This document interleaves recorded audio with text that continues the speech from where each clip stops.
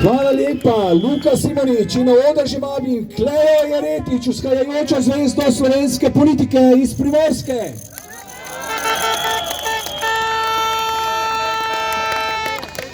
Spoštovani, danes sem tukaj kot predstavnica mlade generacije, generacije, ki ne želi oditi, generacije, ki želi ostati, ustvarjati in graditi doma.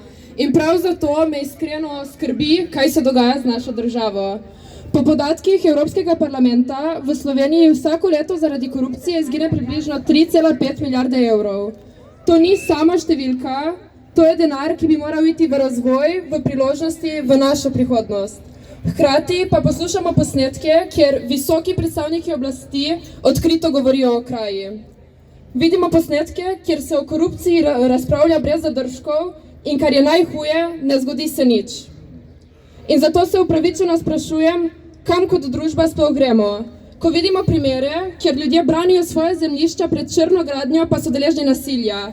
Ko vidimo zlorabe moči, ki ostajajo brez posledic, takrat to ni več vprašanje posameznih incidentov, takrat govorimo o sistemu, ki izgublja občutek za pravičnost in sistemu, ki izgublja zaupanje ljudi.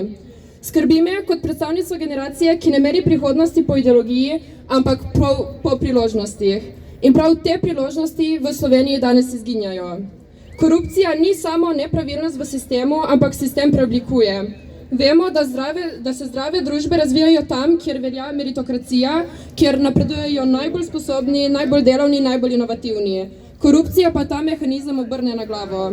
Namesto, da bi odločili rezultati, odločajo povezave, namesto, da bi odločilo znanje, odločajo poznanstvo in namesto, da bi odločila odgovornost, odločajo interesi. In to ima zelo konkretne posledice, ker se kapital ne usmerja tja, kjer bi ustvarjal največjo vrednost, priložnost ne dobijo tisti, ki bi jo najboljše izkoristili in položaji ne pripadajo tistim, ki bi jih najbolj odgovorno upravljali. In zato države, kjer korupcija postane sistemska, ne stagnirajo po naključju, stagnirajo zato, ker zavirajo lastni potencial. In to najbolj občutimo mladi. A če sistem ne nagrajuje znanja in truda, potem mladi ne izgubimo samo zaupanje, izgubimo tudi razlog, da ostanemo. In takrat se začne tisto, kar je za državo najbolj nevarno, odliv talentov. Ne zato, ker mladi ne bi želeli ostati, ampak zato, ker ne vidimo več poštene priložnosti. In to je trenutek, ko korupcija ne škodi več samo institucijam, ampak začne prazniti državo. Zato danes ne govorimo samo o nepravilnostih, govorimo o tem, da je korupcija začela ugrabljati temelje naše države. Ugrabljati zaupanje, priložnosti in našo prihodnost. Zato ni naključje, da smo se mladi angažirali, prebudili in aktivirali in smo na volitvah množično podprli desno opcijo, ker smo začeli v tej državi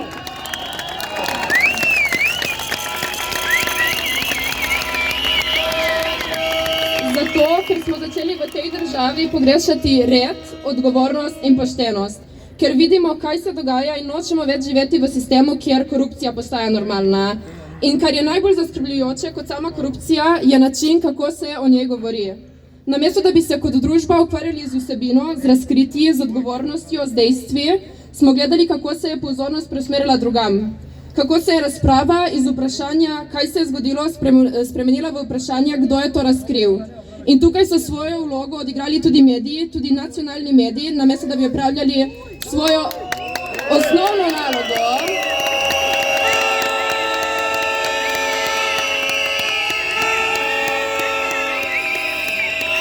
Namesto, da bi opravljali svojo osnovno nalogo, nadzor oblasti, so pomagali preusmerjati pozornost in posledica tega je nevarna. Ne sama korupcija kot sama, ampak apatija družbe, ki ob takšnih razkritjih ne reagira več, ki se ne razjezi in ki ne zahteva odgovornosti. In to me iskreno najbolj skrbi, ker država ne propade takrat, ko se zgodi ena napaka, ampak takrat, ko ljudje na napake nehajo reagirati. Zato je danes pomembno, da smo tukaj, ker vsak, ki je prišel, dokazuje, da mu ni vseeno za to, v kakšni državi živimo in da mu ni vseeno za prihodnost Slovenije. Spremembe se ne bodo zgodile same od sebe, zgodile se bodo, če bomo aktivni, če bomo glasni in če bomo kot družba znali reči dovolj. Dovolj korupcije, dovolj zlorab, dovolj sistema, ki nagrajuje napačne stvari.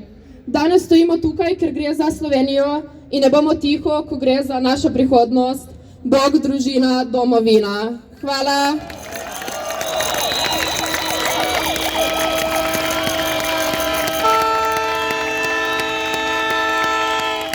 Hvala lepa za ta navdihujoč nagovor mlade dame.